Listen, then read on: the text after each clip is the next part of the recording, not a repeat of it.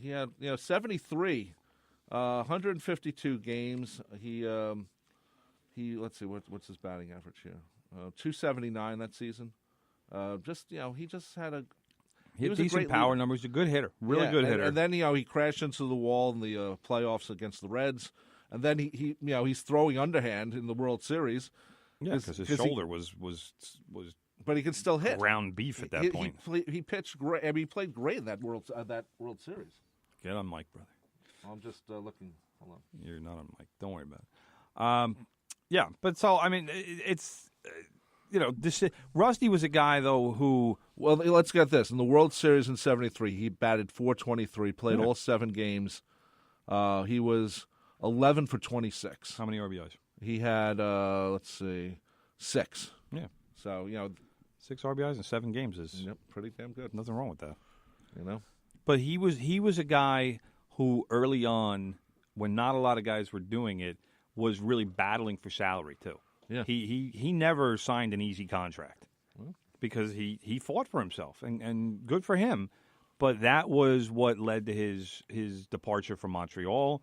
It's what led to his departure from the Mets the first time.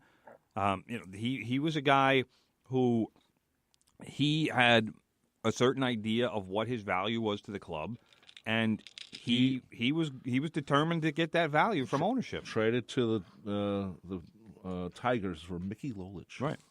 Bad trade. Yeah. By the way, Daily News, among other places, is reporting that Michael Conforto might come off the DL as early as Thursday. Yep. So we'll see what happens with that. Definitely sooner rather than later, which I'm sure Met fans are thrilled about. I'm definitely thrilled about it. Let's quickly talk about the Mets. The Mets, Mets is not looking good. I'm not expecting him to actually look good. I want to see how Harvey turns out tonight. Well, because Harvey, to me, this is the season he has to make up for the last 2. But here's the issue. First of all, don't get crazy about one start. No. All right. But secondly, look at it outside. This is not a great night to pitch. No. It's already not a great night to pitch. Well, this is how you hurt your arm, isn't it? Well, that's not a matter of necessarily hurting his arm, but it's going to be damp, muddy. It's going to be cold. Right.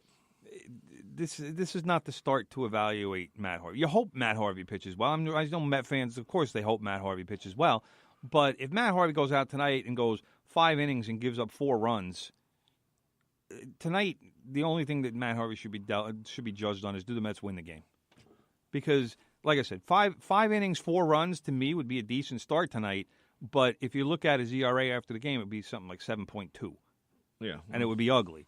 But if he can put in that kind of an effort tonight and get 5 or even maybe go 6, I don't know if they're going to let him go 6. Depending, I guess it'll depend on the pitch count. And who's the Tiger that he went 6 innings and he had no hitter and they took him out? I forgot who it was. It was over the weekend. I'm like, oh, come on, guys, let him go. But that's it's not worth damaging a guy who's still. I mean, all of these guys. That's why.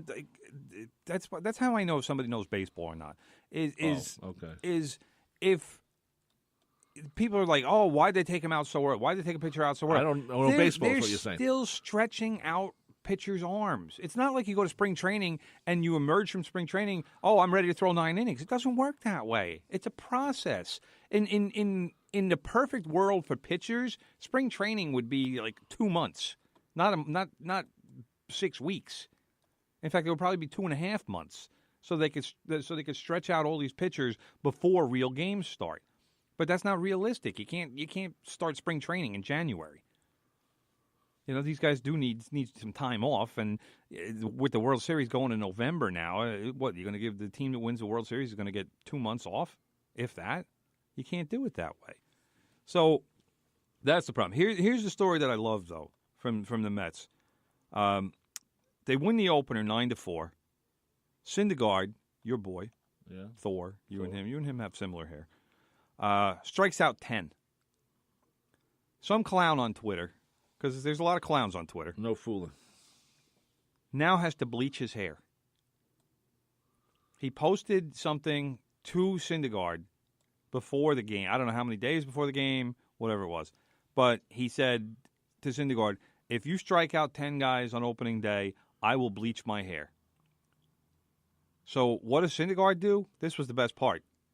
After the game, strikes out 10, Mets win 9-4. He gets on Twitter and responds to the kid's tweet, and all he says is, pay your debt. Okay. That was awesome. So the kid was like, maybe I should just delete this. And so many people were giving him grief. He was getting grief from all sides. Of course, I piled on and added in. Of course. I tweeted a quote. I said, Alexa, please order some bleach and a 3-piece crow dinner. Thank you. But I'm still waiting to see the picture of this kid's bleached hair. Because he hasn't done it yet. I don't think he has, unless he did it in the last 24 hours. But that was pretty cool. And I'm worried a little bit with the Mets. Is what we saw in the first 3 days going to be how their season goes? Because Syndergaard pitched well, then DeGrom came out and pitched well, and the Mets won the second game. But then Matz wasn't very good, and the Mets lose 5-1. And now Harvey's pitching tonight, and we find out, do we get the Harvey of last year, or do we get the Harvey from 4 years ago? And if the Mets can get the Harvey 4 years ago, they have a shot to contend. But if it's Syndergaard and DeGrom, and then every other starter is a 500 or less, and is compromising the bullpen because they can't get out of the fifth inning, then the Mets have trouble. So really, as important as Syndergaard and DeGrom are to this team, because they're clearly the two best pitchers the Mets have, Right. Syndergaard or Matz and Harvey might be two of the most. In fact, there are two of the most important Mets this season, because if they have mediocre seasons, the Mets aren't going anywhere. But at least one of them needs to be a guy who you can look at and say, all right, he's going to win 14 or 15 or 16 games. Okay, well, I know you want to talk soccer, so let's talk about Tottenham. How great, brother. We're talking history was made yesterday. All right? My Tottenham Hotspur played Chelsea. And the thing that you have to realize about this game was that Chelsea was in fifth place and came into the game. Chelsea is in fifth place. Tottenham is in fourth place. Now, as you know, the teams that finish in the top four go to play Champions League.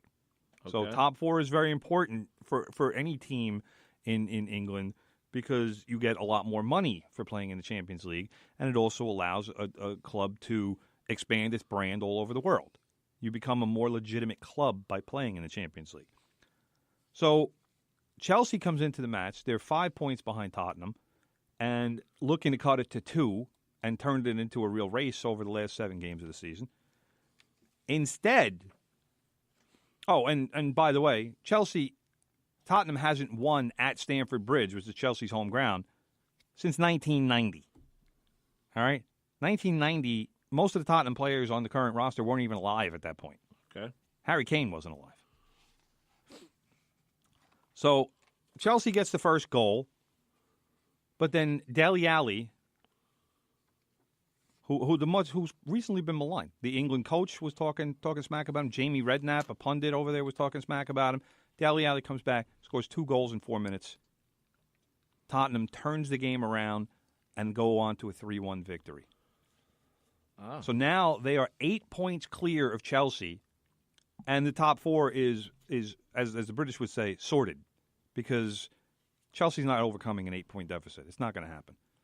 So just a monumental victory for Tottenham. For all the negative people out there who love to say that Tottenham bottles everything, that's the word over there, bottle. It's basically like our version of choking. But Spurs were clinical in the second half yesterday. And Christian Eriksen scored a candidate for goal of the year just at the end of the first half to tie the score. Okay. And it was a great match to watch and a great day to be a Tottenham fan. Of course.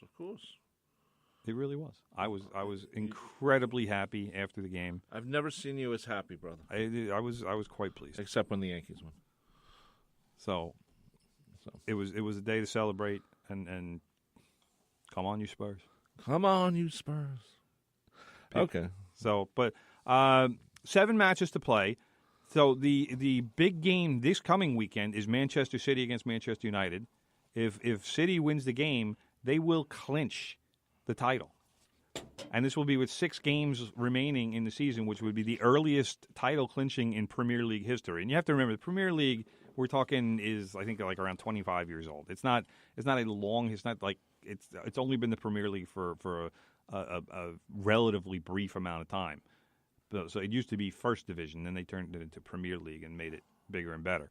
But it would be the earliest clinching, and also Liverpool. Your Liverpool, my Liverpool plays in the Merseyside derby against Everton.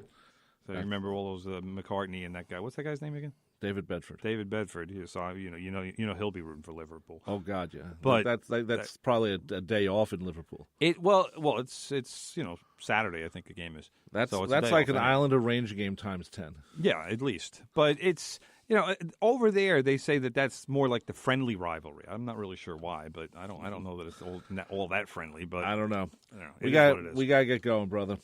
Another show has been finished. Just a reminder, listen to the Iron Age every Saturday at 11 p.m. The Iron Age gives you the best variety of heavy metal there is, old, new, fast or slow, super heavy or calm and catchy.